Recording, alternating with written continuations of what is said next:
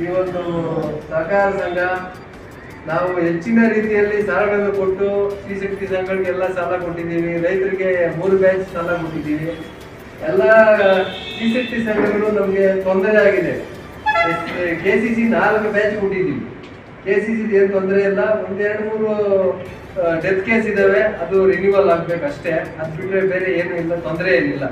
ಶ್ರೀಶಕ್ತಿ ಸಂಘಗಳು ನಮಗೆ ನಾವು ಯಾವುದೋ ಮನಸ್ಸಲ್ಲಿ ಇಟ್ಕೊಂಡು ನಮ್ಮ ಸಂಘದ ಅಭಿವೃದ್ಧಿ ಮತ್ತು ಶ್ರೀಶಕ್ತಿ ಸಂಘಗಳಿಗೆ ಅನುಕೂಲ ಮಾಡಿಕೊಡ್ಬೇಕಾಗಿ ನಾವು ಪ್ರಯತ್ನ ಪಟ್ಟು ಈ ಟೌನು ಎಲ್ಲ ಹಳ್ಳಿಗಳಲ್ಲೂ ಸ್ವಲ್ಪ ರಿಕವರಿ ಚೆನ್ನಾಗಾಗಿದೆ. ಟೌನು ಸ್ವಲ್ಪ ಪಾಳ್ಯ, ಇನ್ನೊಂದು 2-3 ಹಳ್ಳಿಗಳಲ್ಲಿ ಸ್ವಲ್ಪ ಶ್ರೀಶಕ್ತಿ ಸಂಘಗಳದ್ದು ಸಾಲ ವಸೂಲಾತಿ ಕುಂಠಿತವಾಗಿದೆ.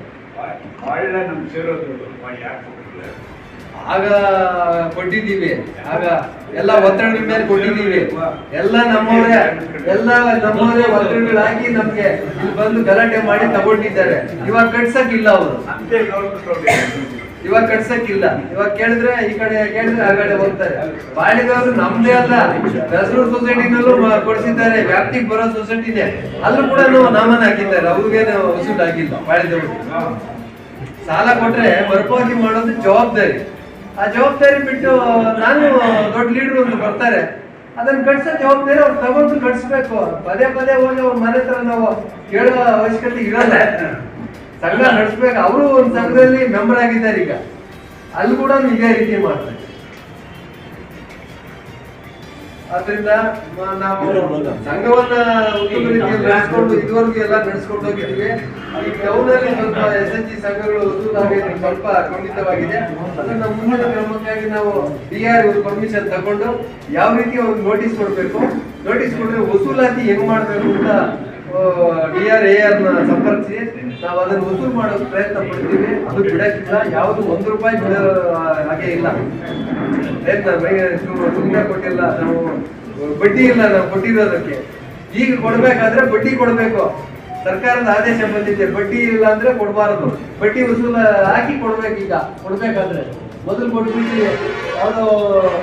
ಯಾರೋ ಇದು ಮಾಡ್ಕೊಂಡು CM ಸಿದ್ದರಾಮಯ್ಯನವರ ಒಂದು ಆದೇಶ ಇತ್ತು, ಬಡ್ಡಿ ಇಲ್ಲ ಅಂತ. ಆ ಒಂದು ಇದ್ರ ಮೇಲೆ ನಾವು ಸಾಲ ಸುಮಾರು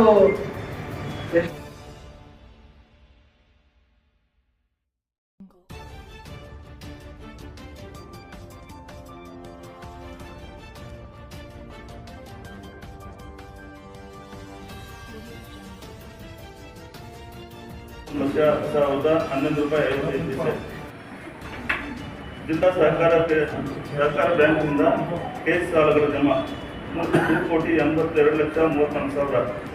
ಕೇಂದ್ರ ಕಚೇರಿಯಿಂದ MSC ಸಾಲ ಜಮಾ ₹57,92,000. ಸದಸ್ಯರಿಂದ ಕೇಸ್ ಸಾಲ ಜಮಾ ₹2,97,34,000. ಶ್ರೀಶಕ್ತಿ ಸಂಘಗಳ ಸಾಲ ಜಮಾ ₹4,01,79,078. ಸದಸ್ಯರಿಂದ ನೇರ ಸಾಲ ಜಮಾ 4 ಲಕ್ಷ. ಶ್ರೀಶಕ್ತಿ ಸಂಘಗಳಿಂದ ಉಳಿತಾಯ ಜಮಾ ₹1,44,20,234.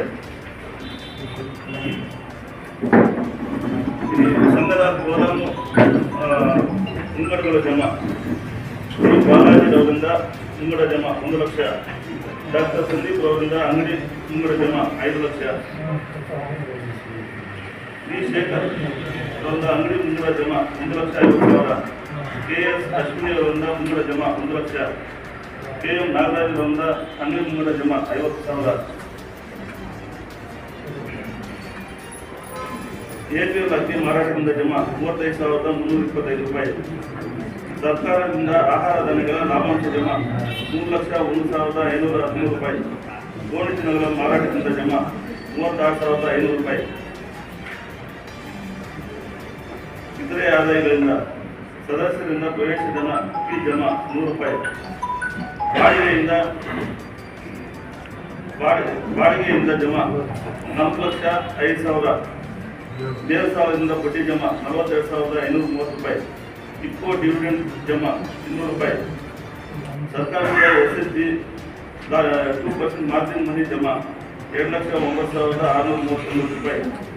ಸರ್ಕಾರದಿಂದ KC 2% ಮಾರ್ಜಿನ್ ಜಮಾ 3,92,014 ರೂಪಾಯಿ.